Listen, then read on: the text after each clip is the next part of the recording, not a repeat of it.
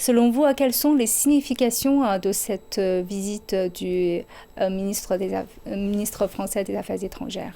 Bon, vous savez, entre la Chine et la France, des contacts de haut niveau sont fréquents. Et ce qui est absolument nécessaire et important dans la mesure où les discussions de vive voix, que ce soit par des visites réciproques ou par des entretiens téléphoniques ou en vidéoconférence, c'est très important. Cela permet aux dirigeants des deux côtés de se comprendre davantage, de pouvoir coordonner davantage les actions de coopération entre les deux pays. Il faut savoir que non seulement au niveau des ministres des Affaires étrangères, au plus haut niveau, au niveau des chefs d'État, il y a eu des visites réciproques assez fréquentes. Bon. Et toutes ces occasions importantes au plus haut niveau, justement, permettent, comme je l'ai dit tout à l'heure, aux deux pays de resserrer davantage les liens de coopération. Et très souvent, ce genre d'occasions produisent des déclarations, des plans d'action communes. Voilà. Et ce qui est très très important. Par Effectivement, exemple, voilà, quels sont les points importants à retenir de cette visite? C'est vrai que c'est une visite du ministre français des Affaires étrangères, mais protocolairement, il y a toujours un entretien entre l'hôte qui est invité et un dirigeant du pays qui reçoit. Bon. Donc cette fois-ci, c'est le Premier ministre, M. Li Qiang, qui a reçu, en dehors de l'entretien au niveau des ministres des Affaires étrangères. Le Premier ministre chinois a reçu aussi M. Barrot. Bon, alors ça c'est un moment fort. À cette occasion, le Premier ministre chinois a bien dit la France, la Chine, les deux pays sont indépendants, mûrs et responsables. Voilà. Et face à la situation internationale actuelle, les deux pays doivent renforcer davantage leur concertation et coopération. Voilà. Je crois que ça, c'est un moment fort. Voilà. Deuxième moment fort, c'est évidemment l'entretien entre les deux ministres des Affaires étrangères. Voilà. Et le ministre chinois, M. Wang Yi, a surtout souligné que cette année marque le début d'un nouveau cycle des relations sino-françaises. Après le 60... Voilà, parce que d'habitude des Chinois, selon un système traditionnel chinois de comptage des années, basé sur le calendrier annuel, un cycle des années comprend 60 ans. Justement, l'année dernière, on a célébré justement le 60e anniversaire des relations diplomatiques. Et à cette occasion, comme je l'ai dit tout à l'heure, le président chinois est allé en France. Et cette année, donc, c'est le démarrage d'un deuxième cycle de 60 ans. Alors,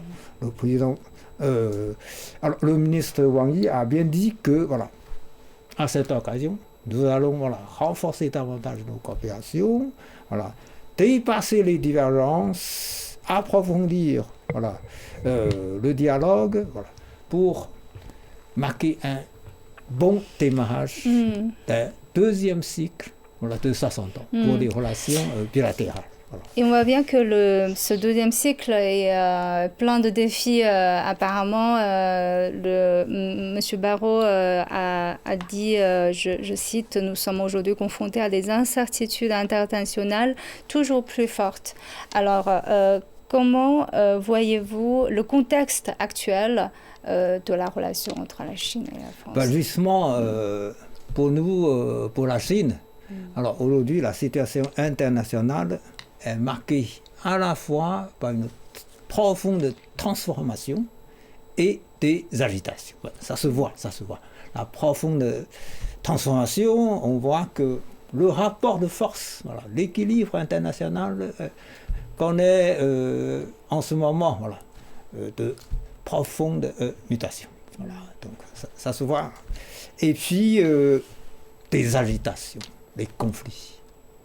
Le conflit au Moyen-Orient, le conflit entre l'Ukraine et la Russie. Bon, il y a aussi d'autres problèmes dans ce monde. Donc, face à cette situation internationale marquée par la transformation profonde et les agitations, les pays comme la Chine et la France, tous deux responsables, voilà, pour les grands dossiers internationaux en tant que membres permanents du Conseil de sécurité des Nations Unies, doivent travailler davantage en concertation. Voilà. Le Premier ministre Li Qiang a bien dit il faut que les deux pays travaillent pour apporter plus de stabilité et plus de certitude, justement, pour faire face à l'incertitude dont vous avez parlé, au monde. Voilà. Monsieur Wang Yi a dit aussi, voilà, les deux pays doivent faire preuve de sens de responsabilité en tant que grand pays. Voilà. Et il faut, voilà, persister dans le multilatéralisme pour s'opposer à l'unilatéralisme. Voilà. Et il faut toujours favoriser le dialogue pour faire face à l'idée de confrontation. Voilà. Il faut toujours, voilà, favoriser la coopération gagnant-gagnant pour faire face aux tentatives de rupture et de découplage. Voilà. Donc il faut créer une architecture de gouvernance mondiale, voilà, juste, rationnelle. Voilà. Et il faut toujours prévenir au retour à la loi de la jungle. Voilà, je crois que le ministre Wang Yi a dit tout ça, voilà, en faisant, voilà, justement allusion à la situation internationale qui est actuellement connue. Bon, voilà, donc nous pensons qu'en effet, voilà, ce genre d'échanges entre la France et la Chine sont très importants justement pour que les deux pays puissent travailler ensemble pour mieux faire face aux défis. Alors justement, parlant des gestes forts, on voit que les deux pays ont publié une déclaration conjointe concernant le changement climatique à l'issue de cet entretien entre les deux ministres des Affaires étrangères. Alors cette année, c'est le 10e anniversaire de l'accord de Paris. Donc comment interprétez-vous ce geste? Surtout, on sait que Trump a retiré les États-Unis de cet accord, donc c'est un contexte un peu compliqué. Pour la deuxième fois, M. Trump a fait que les États-Unis se retirent de l'accord de Paris. Lors de son précédent mandat, il a retiré les États-Unis de l'accord. Et puis son successeur a réintégré les États-Unis dans l'accord. Et maintenant, pour la deuxième fois, voilà, je crois que le monde entier est en train de regarder ce que font les États-Unis dans ce sens. Mais justement, c'est avec, voilà, ce problème particulier, mais aussi avec l'impératif pour l'humanité entière de bien protéger notre planète, que la Chine et la France, encore une fois, ont fait preuve de responsabilité. Non seulement pour les deux pays, mais aussi pour le sort de l'humanité entière. Voilà, parce que le climat, l'environnement, tout ça, ça concerne la vie de tous les êtres humains, pour l'humanité entière. Bon, il faut savoir aussi, il faut se rappeler que le président chinois, en 2015, est allé spécifiquement en France pour soutenir les efforts de la France pour la COP 21, la conférence de Paris. Voilà, bon. La Chine a vivement soutenu, voilà, les efforts de la France. C'est-à-dire, pour nous, ce n'est pas uniquement une initiative française, mais c'est quelque chose qui est vital pour l'humanité entière. Bon, donc la Chine, voilà, cette fois-ci, encore une fois, mais ce n'est pas la première fois. Hein, donc, déjà eu dans les occasions importantes précédentes, voilà, la France et la Chine ont travaillé, ont fait des déclarations communes en faveur de la protection de l'environnement. Mais cette fois-ci, évidemment, voilà, il est nécessaire, voilà, face au deuxième retrait de l'accord de Paris des États-Unis, il est nécessaire pour que la Chine et la France, voilà, réitèrent leur position en faveur de la protection de l'environnement pour sensibiliser l'opinion internationale. Ça va de l'avenir de l'humanité entière. Ça va de l'avenir de nos générations futures. Bon, c'est très important. Alors maintenant, nous allons écouter les commentaires de Sébastien de Rochon, l'expert de l'Institut Schiller. Il a exprimé son point de vue sur cette visite et y compris ce geste de cette déclaration conjointe sur le changement climatique. Nous allons l'écouter tout de suite. Alors oui, la rencontre entre Jean-Noël Barrot, ministre des Affaires étrangères français, et son homologue chinois Wang Yi est extrêmement importante dans un contexte de tension énorme au niveau géopolitique et au niveau économique. Il est important de pouvoir renouer le dialogue et que ce dialogue soit constructif. Donc, si je les cite, M. Barrot demande à ce qu'on ait un partenariat franco-chinois puissant face aux crises. Donc, il y a une conscience des crises aujourd'hui.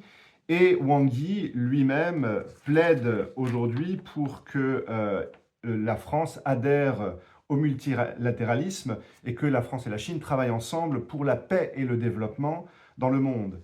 Après, je pense qu'en effet, la Chine et la France peuvent jouer un rôle extrêmement important. Il y a déjà eu des partenariats extrêmement importants, notamment en 2022, un partenariat économique a été signé avec des projets, une dizaine de projets, plus d'une dizaine de projets pour 1,7 milliard de dollars qui permettaient notamment des grands projets de développement en Afrique, mais aussi en Europe centrale.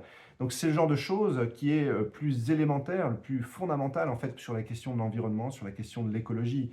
L'écologie, c'est le développement humain, c'est le développement des capacités créatrices humaines. Et je crois que c'est plus cette question-là du développement scientifique et technologique pour l'environnement et pour le développement humain, et notamment endiguer, enrayer définitivement la pauvreté, l'extrême pauvreté et la pauvreté, qui est primordiale.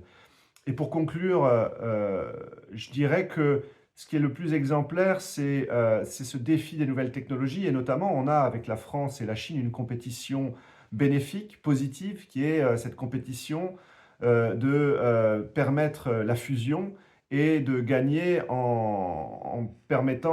gagnant en fait en efficacité dans nos laboratoires respectifs pour la fusion. Vous avez notamment le tokamak Ouest en Europe qui a permis notamment un record de longévité du plasma, dépassant le record de la Chine avec le tokamak East. Et c'est ce genre de compétition pour aboutir à la fusion thermonucléaire qui, selon moi, est, disons, le futur Graal de l'énergie et de la technologie du futur qu'on doit maîtriser le plus vite possible, qui répond véritablement à ces enjeux environnementaux et ces enjeux de développement pour le futur de l'humanité.